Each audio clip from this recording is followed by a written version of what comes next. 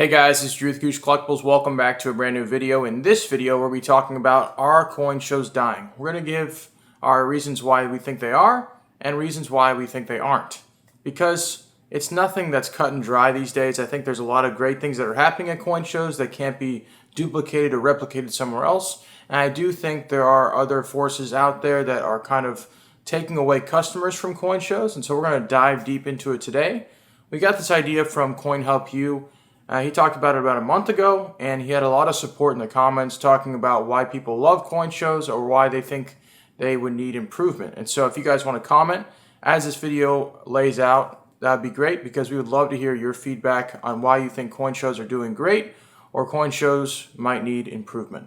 So first, we're going to be talking about the reasons why we think coin shows are dying, and this is a little bit more controversial because we have a lot of support for people that think coin shows are better than ever, but I do feel like there are, like I said, competing forces out there that want to take people away from coin shows and have them buy coins in different avenues. So we're going to talk about those right now. The first one I would talk about, which is COVID. So when people have a certain routine in the way that they buy coins, which is, I'm going to go to the coin show this month, I'm going to go buy some coins from my favorite dealer, I'm going to go down to the coin shop, and I'm going to buy some raw coins for my book. Those are habits that people have developed over time. So when COVID happened and people had to stay home, their habits and their rituals changed in the way that they buy coins. They started to look on eBay. They started to look on Heritage. They started to look on Stacks.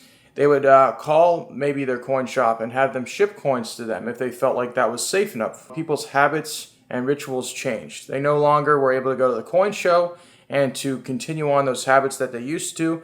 And so what they did instead was they said, I'm going to do everything online. I'm going to look up coins online, buy them, or I'm going to call my shop. We're not necessarily talking about a dying coin show, but we're talking about less and less numbers that would come to a coin show than before because their habits and rituals have changed. Another big reason why people may not be wanting to come to coin shows is because it's less hassle to stay home and order a coin for more money. And what does that mean? So say you're looking for 1893S and fine 15, right? You drive 3 hours to the show, you have to get a hotel, you have to get gas, you have to get food, you have to be away from your family, right? You go to the coin show because you love it, right? And you go there and you walk up and there's only one 93S, and the guy that's sitting there wants more than what the last 10 have sold for online, right? And then he treats you like a jerk. This is sometimes, right? And then you go, man, it's just so much hassle for this coin that I really want for my set. I'm going to pay the money, but there's just so much hassle going on. Or you could go to the show, spend all that money, and the 93S not even be there, right? And so sometimes it's easier, which is what we're going to talk about next, is the search bar competition. So the reason why coin shows are different from online is because if you're looking for a coin online, you just have to type it in. I'm looking for a 16D in G6. I'm looking for a 93S in fine 15. I'm looking for 1881S and 68.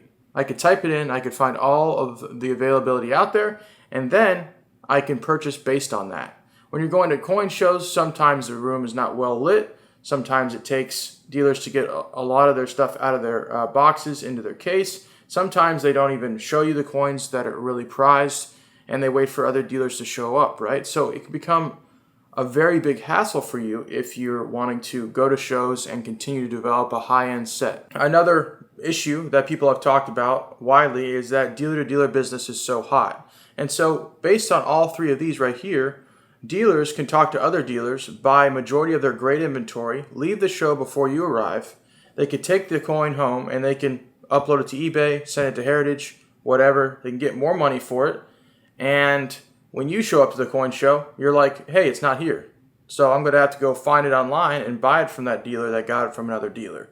And so what has been crippling coin shows for most people, and what they talk about a lot, is that dealer to dealer kind of consumes all of the greatest coins in the market in that room, and then they withdraw those coins to sell them on other platforms. Ultimately takes people away from wanting to come to coin shows because they already expect coins not to be there. They already expect coins to be sold to other dealers, and that is only going to become more and more cannibalized towards coin shows as time carries on. Because if online continues to grow in its market capital for people's money, that's where it's going to hurt people at coin shows, because less and less people are going to have belief that their coin will be there when the time comes, right?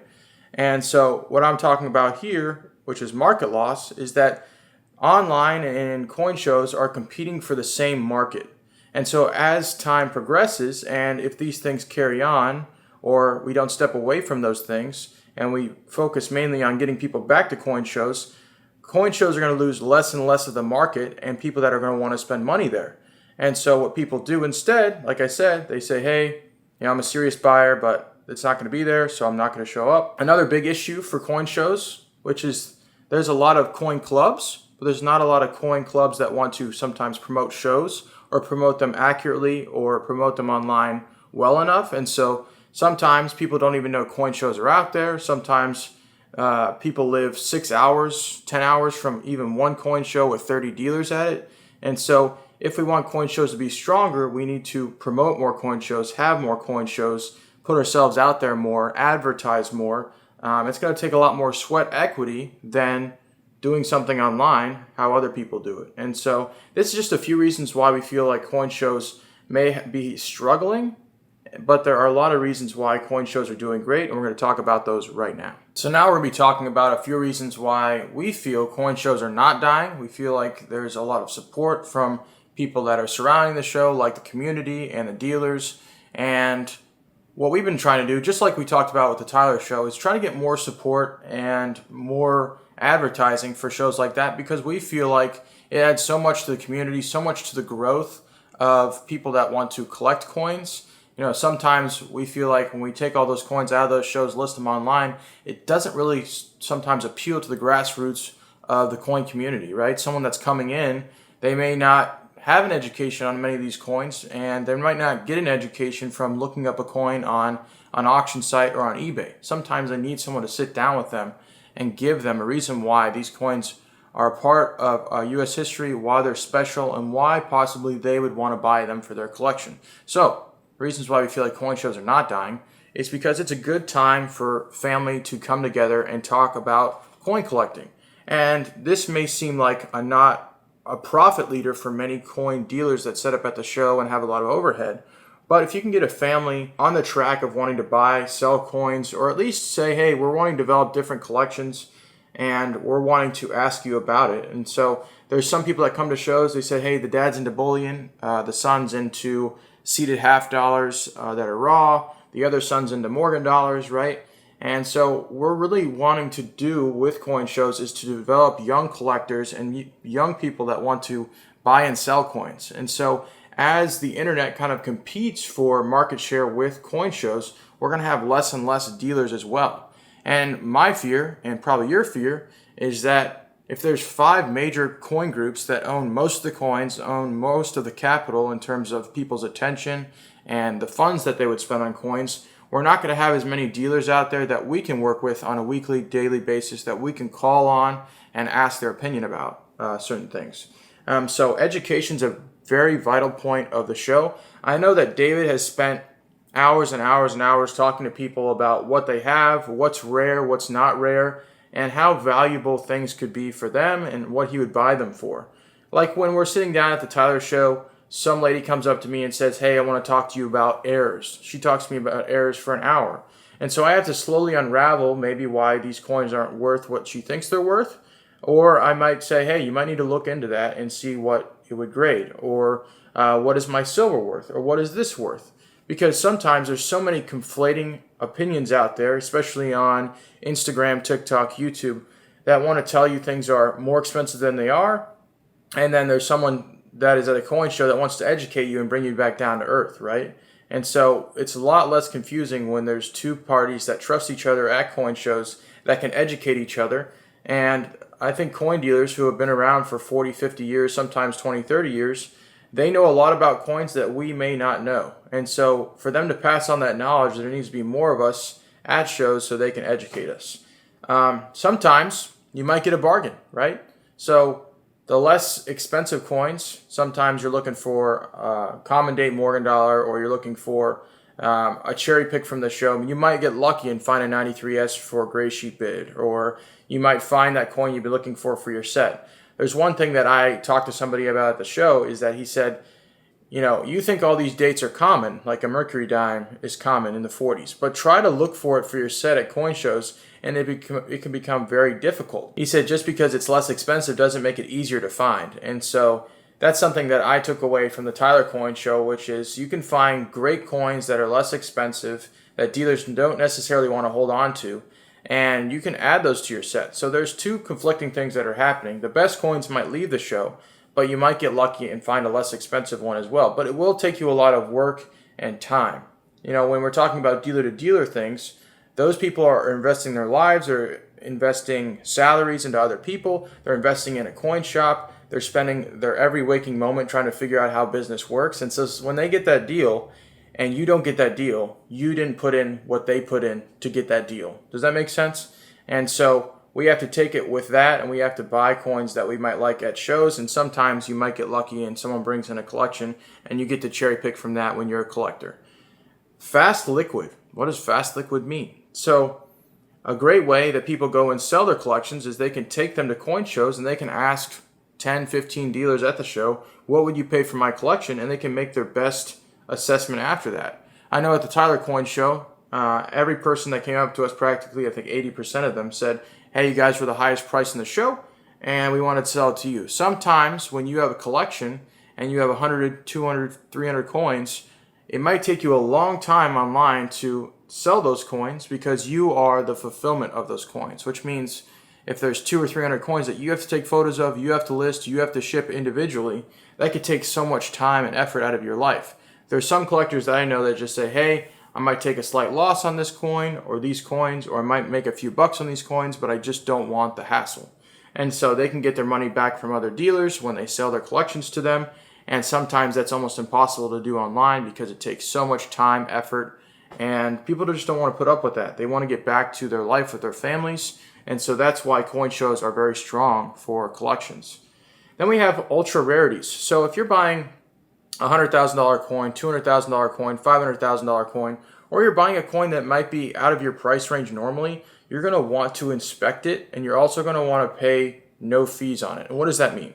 So if someone's flying into Chicago to the ANA and they want to buy a $500,000 coin, they're going to want to visually inspect it. They might want another professional numismatist to look at it and say, this is what's great, this is what's not great, this is what possibly you should pay for it. And so that online can be very tough to view and inspect. And so what people have to do is they have to spend the capital sometimes to hold it in their hand, and that's what coin shows do to excel. You get to hold the coin, you get to inspect the coin, and then you get to make a decision about the coin. And you also get to move away from fees. You know, eBay charges 9% fees to us. Credit card companies, PayPal, they charge 4% fees to us. And then, you know, you got to ship it and do all those other things. And so this is a few reasons why we feel like coin shows are not dying, and they're going to have a lot of impact as the years go on. But I would love to hear your thoughts down below. Do you agree with some of these thoughts? Do you want to add a few of the thoughts of why you think coin shows are dying or not dying? Let us know down below, because like we said, it would be great to see what the problems are and what the pluses are, and how we can make the pluses stronger and make the minuses or the no's less and less as time carries on. So let me know down below. All right, guys, what's up? So wanted to show you guys some coins that we bought from the Houston Coin Show this weekend. Great attendance, great turnout, and we also walked around and found a fresh Walker deal. So this guy sent in a full album of Walkers, and we bought the best. We felt like we bought the ones that had the best value for you and for us. And so I want to show you a few of them right now and get your opinion about them, because I think that they're great pieces. All right, guys, so we're going to break down these coins just like a normal PCGS submission. We feel like that's just the best way to do it, and we thought it would be cool that way. So we bought a few San Francisco Mint coins. The first one is this 1941S. It's got a proof-likey-ish look to it. Definitely has been circulated, because you can take a look down from the breast all the way down the leg, and you can see that it has some circulation. So I don't know if he just sent in the full book, but this coin's not very expensive, but it is a short set piece that people are looking for. Some people love AU58s. Doesn't really matter about the price, and that's why we bought them as well. 42S has a little bit of a nicer look to it. Great luster, just lightly circulated, and not too bad at all. I feel like the strike was strong enough. It's just like we said, it's been slid across a few counters, and that's the way it goes. Then we have a 1939 Walking Liberty half in 66 plus. When you're taking a look at the fields, you can just see how immaculate they are. There's no hairlines from any wipes. There's great luster that's blooming over the coin, and there is no wear, which is great.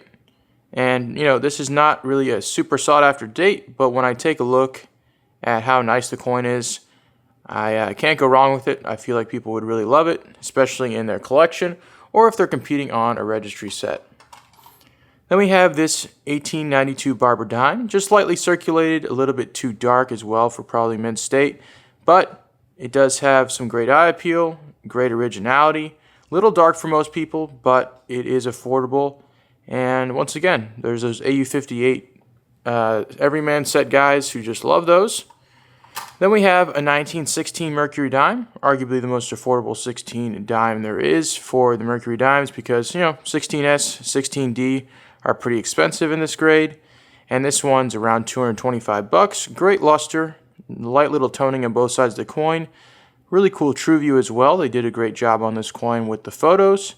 And not much to go wrong with this. I feel like you can get a good bargain on these right now. I feel a lot of them are selling between $230 to $250, and they used to be selling for about $300. So it's a good coin to add to someone's set.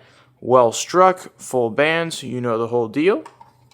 Then we bought a few early Buffalo nickels. This Buffalo nickel has a softer strike, but it does have a little bit light toning to it, which is going to be hard to pick up on, but we'll have better photos on our website. It does have a much softer strike, but it is a date that is sought after and that doesn't pop up very often, Then we're going back to some San Francisco mint coins. This 34S is in mint state 63. Has good luster to it. Has a little bit of distracting toning on the date and in the right field. But once again, if someone's developing a San Francisco mint set, which is kind of what a lot of guys do from the Walker series, this one's a great addition for them. We felt like it was nice enough as well, coming from a fresh set. Then we have this 1928S Walker, which is a key date of the series. It has some great rim toning to the coin, which most people might love. It probably sat in an album for a little bit, and it got that blue and red to it. But it has a very soft strike, which is how San Francisco mint coins are for this series. That's why they get expensive in gem and higher. And this coin itself is a neat one and doesn't cost you too much if you're serious about walkers. Then we have the Mac Daddy of the Buffaloes. People love the 13S Buffalo, the Type 2. And it's great at AU50, so an affordable key date for most people. And once again, there's some better photos on our website. They did take great true views of this one that accurately depicted the strike and how circulated the coin is. Then we have a few more early walkers. First one is a 17 in 64. We bought a 17 in 65 recently, and that one sold pretty quick. This one's about half the price of a 65, which is great. If someone wants to work on an early set of walkers, you can go for a cheap, affordable price with that one. Then we have a 1920 walker in 63.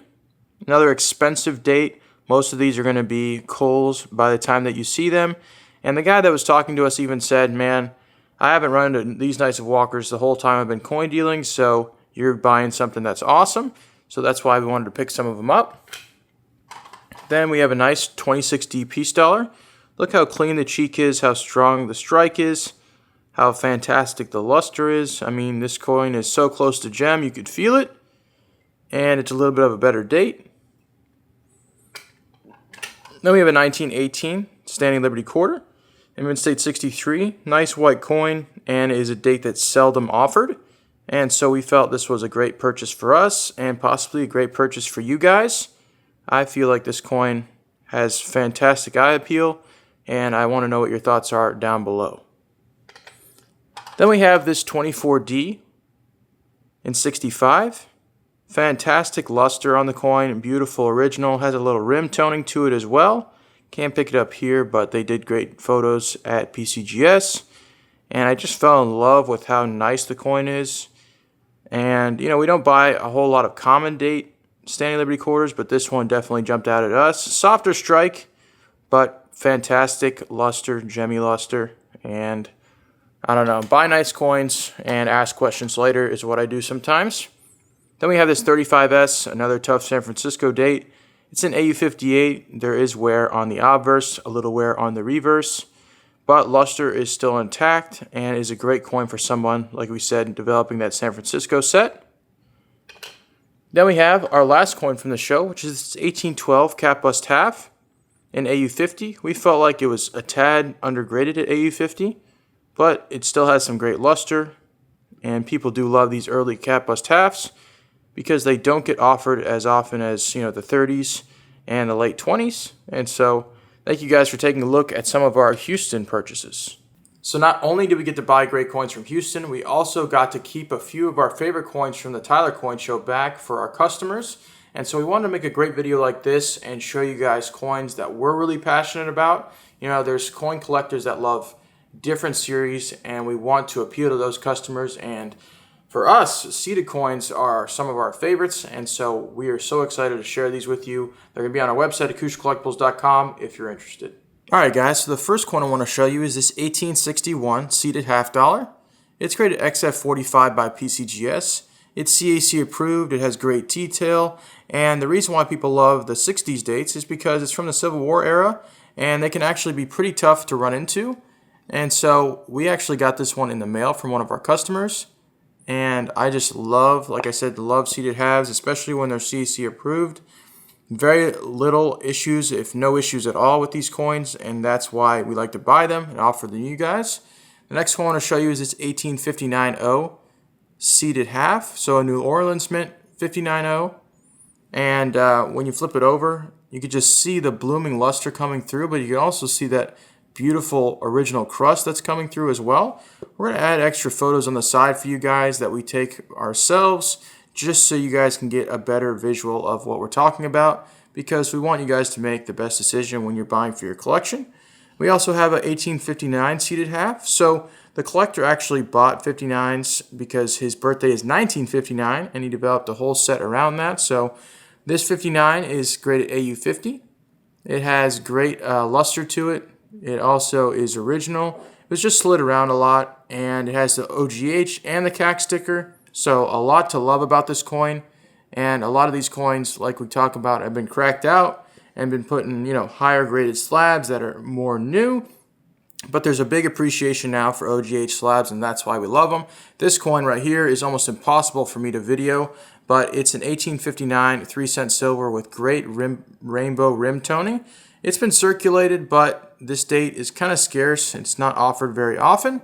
And when he brought this up to the table, I was like, man, we got to buy all these coins and show them off to you guys. So this is just a favorite 4 that we have from the coin show. Let me know your thoughts on these below. Thank you guys for watching today's video. If you guys did enjoy today's video, make sure to leave a like. Comment your thoughts on the no's and the yeses and why we believe that coin shows are dying. What do you think would fundamentally change that for you and your community? Let us know down below. Let us know about the coins as well. Do you think you enjoy them? Because we did enjoy them a lot. And make sure to subscribe. We'd love to see you guys commenting on every video or checking out every video, because we put a lot of time and effort into creating great content and finding cool coins for you. So we will see you guys in the next video.